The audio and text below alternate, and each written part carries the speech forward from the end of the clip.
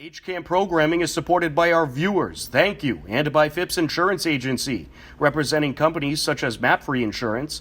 Their family-owned independent agency is deeply rooted in the communities they serve and offer time-tested insurance products to fit individual needs. Since 1950, Phipps Insurance specializes in home, auto, business, condo, and renters insurance.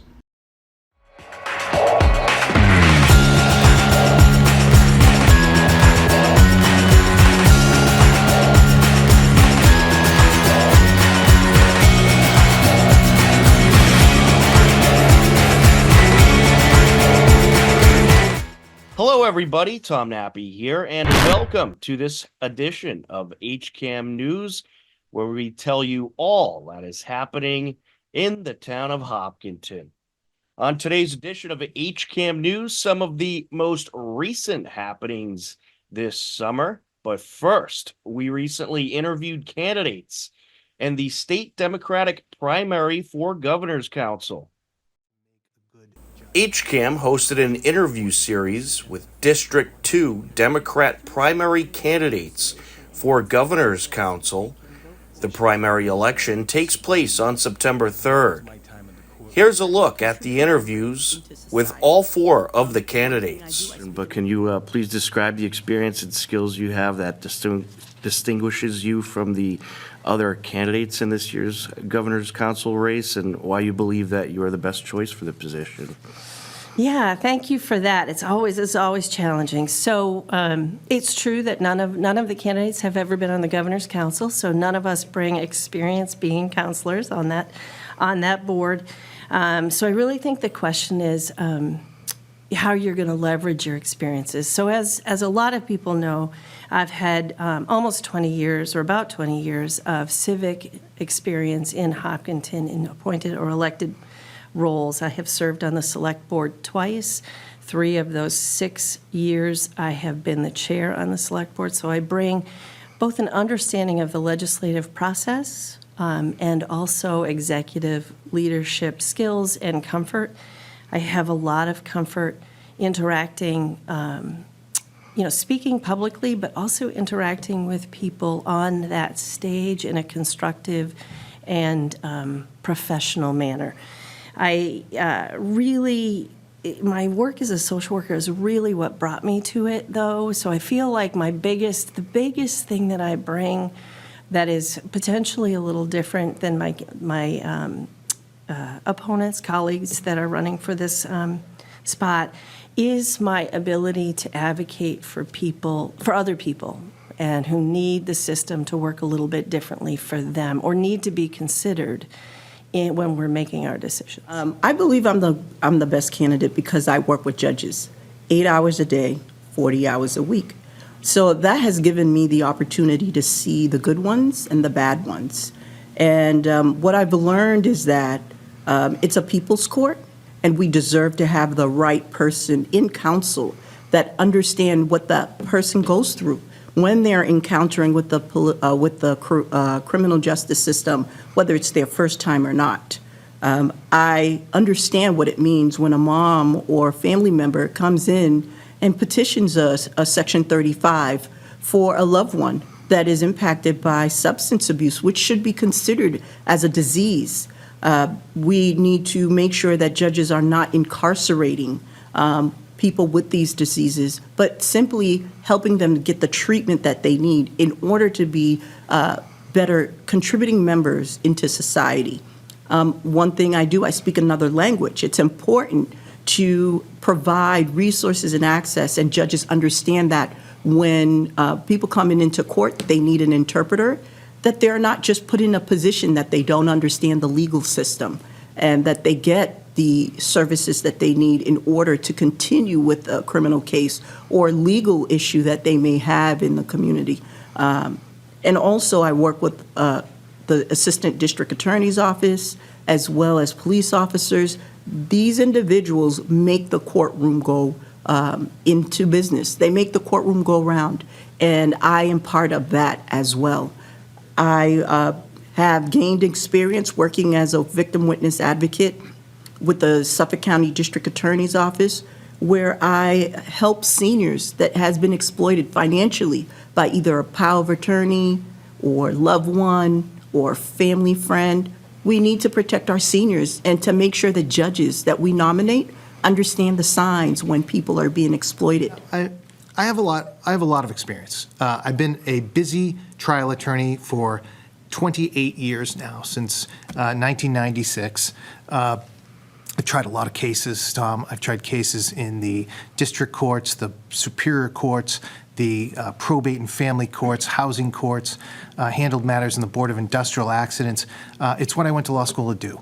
So I've spent half my life as a trial attorney in front of judges. I've learned how to read judges. I've learned what makes a good judge and, unfortunately, what makes a not so good judge. And then, as I referenced the Judicial Nominating Commission, there's a lot of lawyers out there, but very few have actually been appointed by the governor to be a part of the first step of the process, the JNC. And I sat on that board for Deval Patrick for the better part of his terms and really dialed in on what it takes to make a good judge. A crucially important decision that affects people in this community on a regular basis, whether it be an issue of liberty, a family issue involving child custody, whether it be an important financial matter, a housing matter, or a labor issue.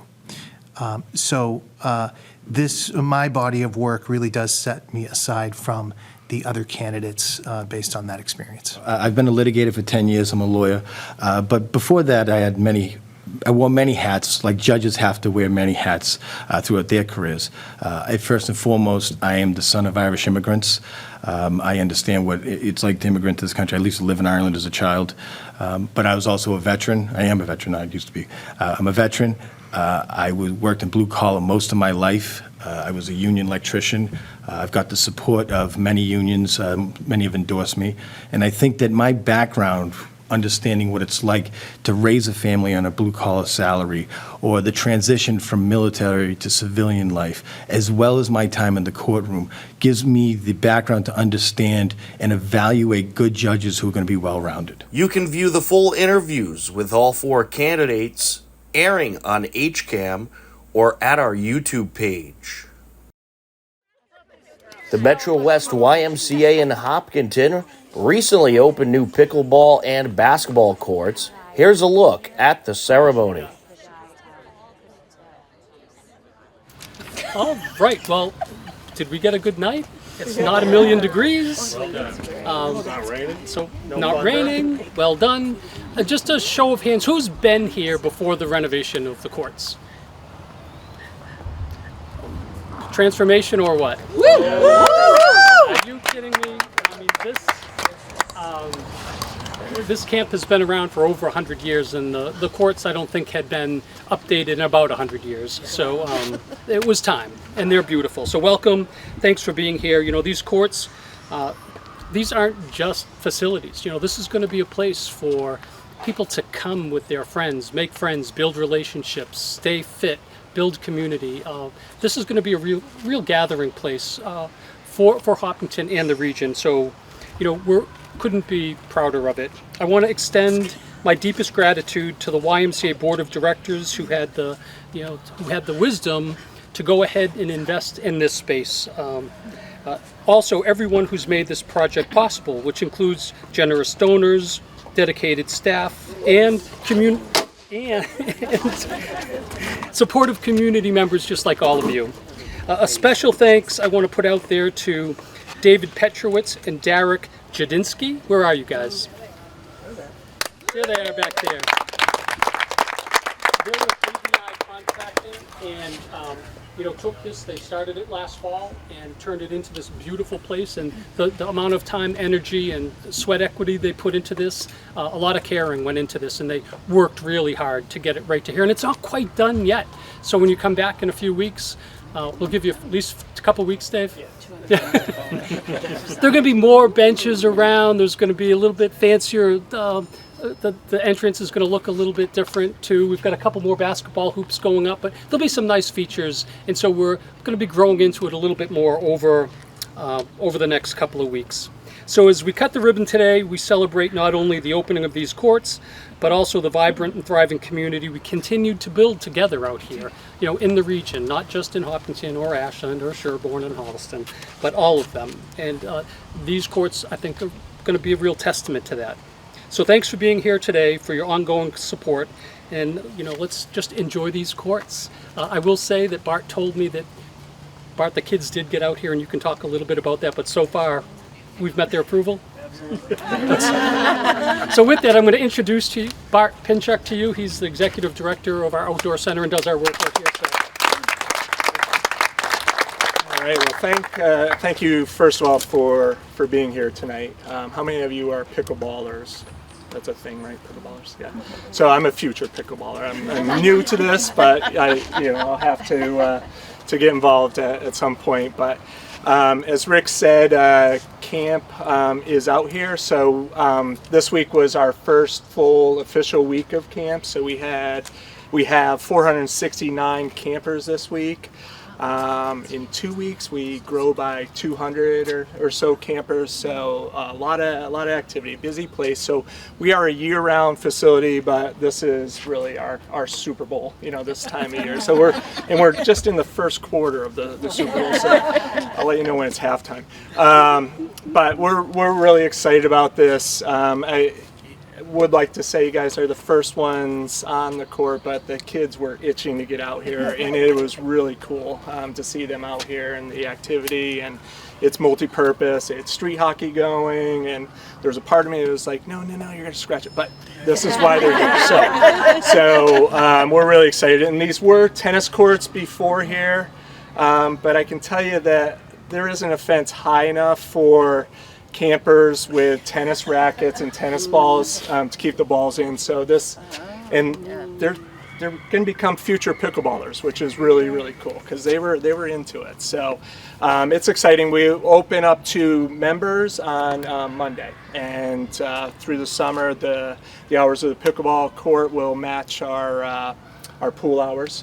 So we'll have a schedule for basketball, family time, open pickleball play. Not going to get into the scheduling of courts. We'll see how that goes. It's going to be first come, first served type thing. That's a pun. I didn't mean to do that, but I'm going to use it. And then we'll have a racking system if the courts get full. So really excited about it.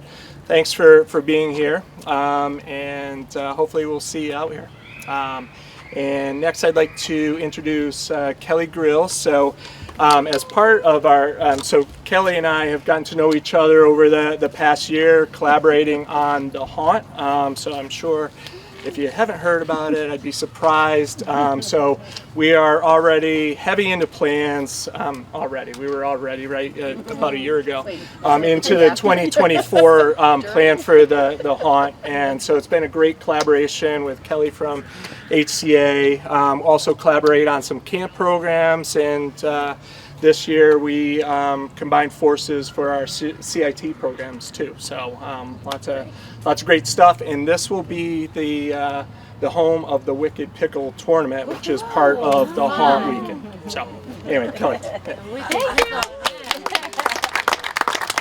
Bart. So I'm wearing two hats today. So I'll say for my first hat as the Chamber of Commerce, we are thrilled to be doing this ribbon cutting for an incredible partner and incredible member of the Hopkinton Chamber, the YMCA. We've watched over the years the growth of this amazing organization and all of the things you do and all the people that you touch and the important work that you do here. And as a member of the Chamber, and I know there's many members of the Chamber here, we're just so proud of all the work that you've done and so grateful for all you do for the community.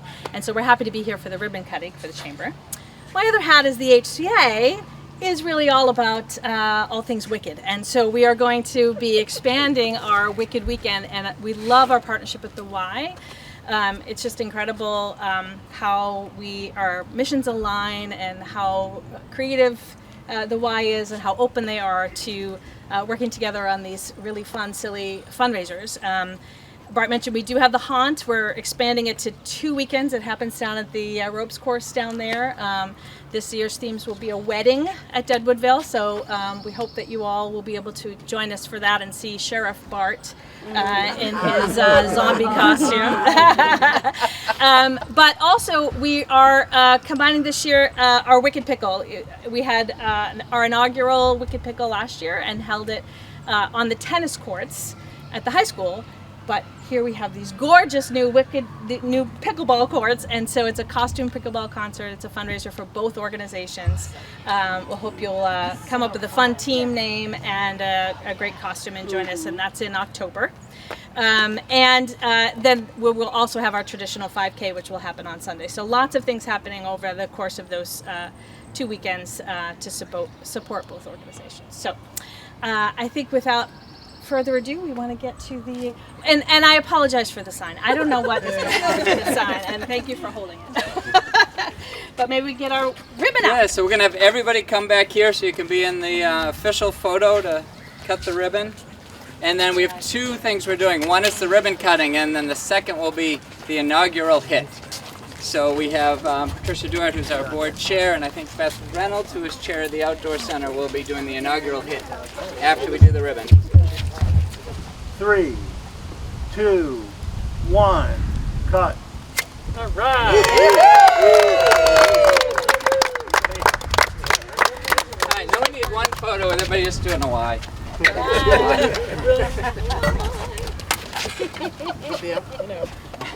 Well, should we like do Y? You know, like Somebody get a radio going.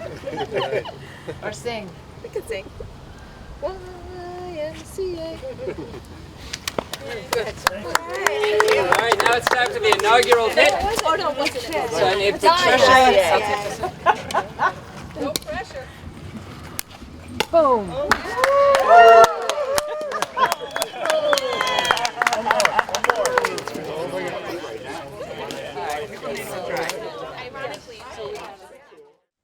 We are going to take a quick time out. A whole lot more HCAM news ahead. Don't go anywhere. HCAM is supported by our viewers. Thank you.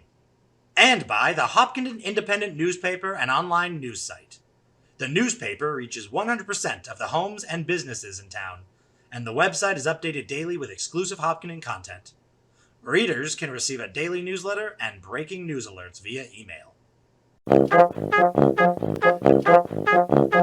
Saturday morning cartoons are back. Every Saturday at 8 a.m., HCAM's Toon Time has an hour of classic cartoons, from Betty Boop to Superman to Popeye to Bugs Bunny and more. You'll see your old favorites and discover new ones. So tune in to Toon Time, Saturdays at 8, and start your weekend off with a laugh. Welcome back to HCAM News. Hopkinton High School recently honored Valerie von Rosenvinge and named the Hopkinton High School Auditorium stage in honor of her tremendous contributions to the theater program. Here's a look. I want to thank you all for gathering tonight to celebrate a truly remarkable individual, Valerie von Rosenvinge, or Valerie as we all know her. It's one word. It's like Madonna, Cher. Everybody knows Valerie when you hear the Valerie. Is someone whose dedication, passion, and unwavering commitment to HHS has left an indelible mark on our community. Naming the stage after her here tonight is a wonderful recognition, but barely begins to capture the depth of her contribution and our appreciation. Valerie's classroom has been a space where curiosity is encouraged, knowledge imparted, safety at the forefront, and dreams nurtured. She has not only taught academic lessons in this auditorium for 22 years, but also life lessons that have prepared her students to face the world with confidence and integrity. Totally new to Hopkinton, and therefore unaware of the dramatic excellence I was about to witness, I watched one of the plays and I thought, that was pretty good.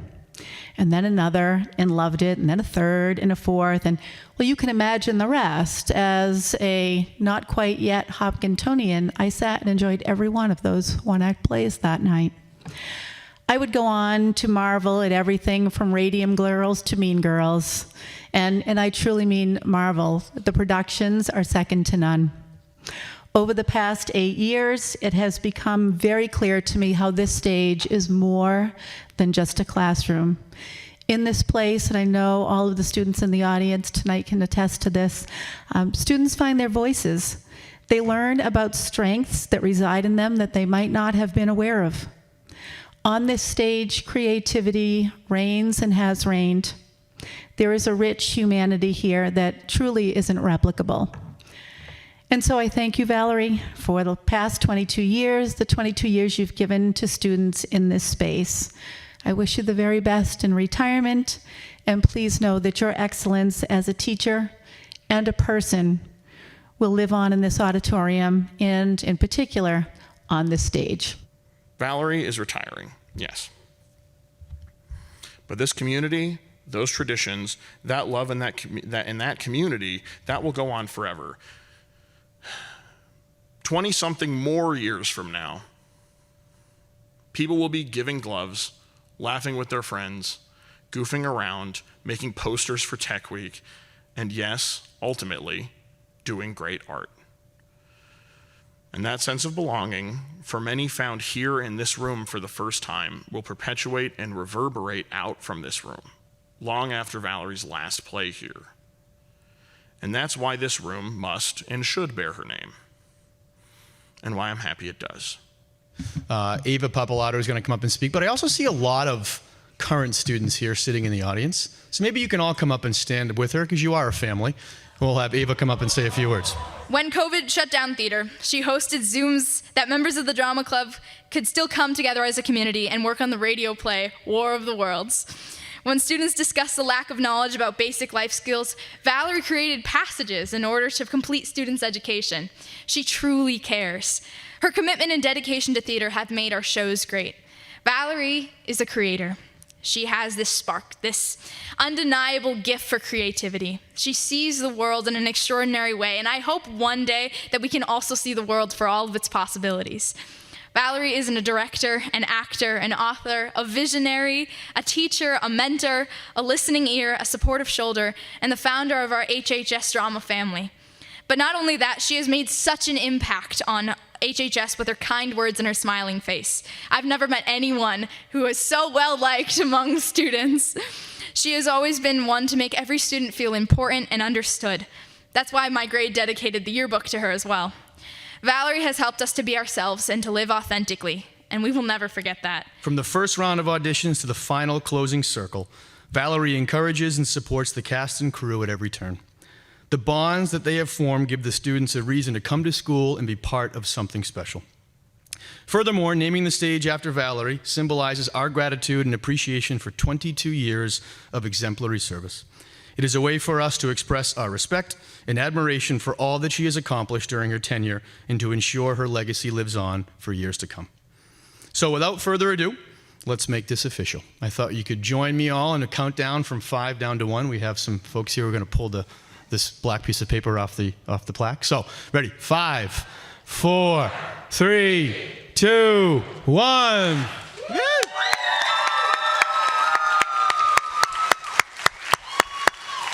Year after year, I have heard their heartfelt expressions of gratitude, often through tears, if not sobs. And the thanks were not for the parts they were given or the accolades they received from the audiences, but for the support, the encouragement, the guidance, the sense of belonging, and ultimately, the love they felt being a part of this program. So as I take leave of this space, I carry with me their love and appreciation. All I have done is create a place where they could fit, a place that I wish had been there for me when I was in high school. And it was always a two-way street, whether it be for someone in the drama program or a student in my class. My name may be on that plaque, but this space belongs to every one of those children who came through the door and had the courage to let go of self-imposed limits and dared to become the best versions of themselves that they could be. As much as they may declare I have given to them, the gift I have received amounts to so much more. Because of them, I have experienced what it means to live, and that will carry me through to the end of my days. Thank you. The annual Sharon Timlin 5K and Family Fun Day took place at Hopkinton High School on a beautiful Saturday morning and afternoon. Each year, the event raises thousands of dollars to go towards the Angel Fund to help in the fight against ALS.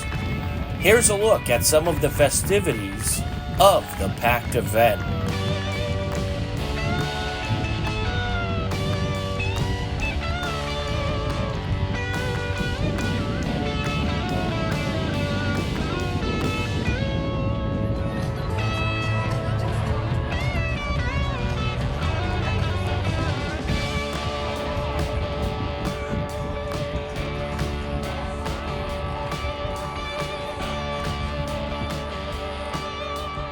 Hi, my name is Tess. I'm here representing Absurd Snacks at the Timlin race. We're an allergy-free snack mix, free of the top 9 allergens. You can find us on Amazon, and we have coupons for our website too. We have permanent placement at every Whole Foods from New Jersey to Virginia, and we're here just having people try our snacks. So, yeah. It looks like they're pretty popular. Yeah, they are very popular. So, yeah. When did you start this? I'm just an intern for them this summer, but they started in 2022 as a class project, and they just decided to continue it on. So we have 2 founders, Grace and Eli. They're great, love them. So we've been going on for 2 years, so great product.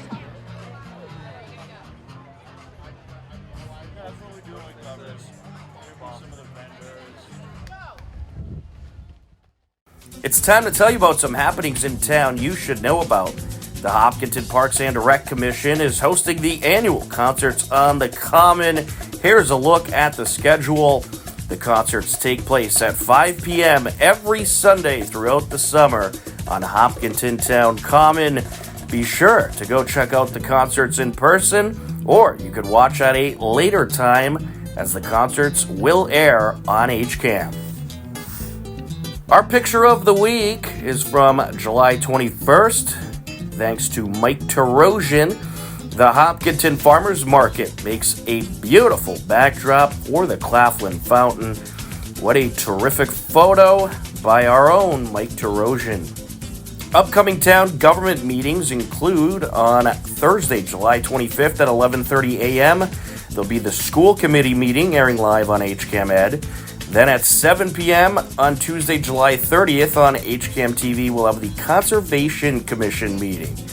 To view all upcoming town government meetings, head over to hcam.tv/gov, or for more information, head over to the town website at hopkintonma.gov. Believe it or not, we are out of time for this edition of HCAM News, but don't worry, next Wednesday at 6:30 p.m., we'll be back. For everyone at HCAM, I'm Tom Nappy. As always, we thank you for watching. Take care, enjoy the rest of your day, and we'll talk to you again soon. Goodbye, everybody.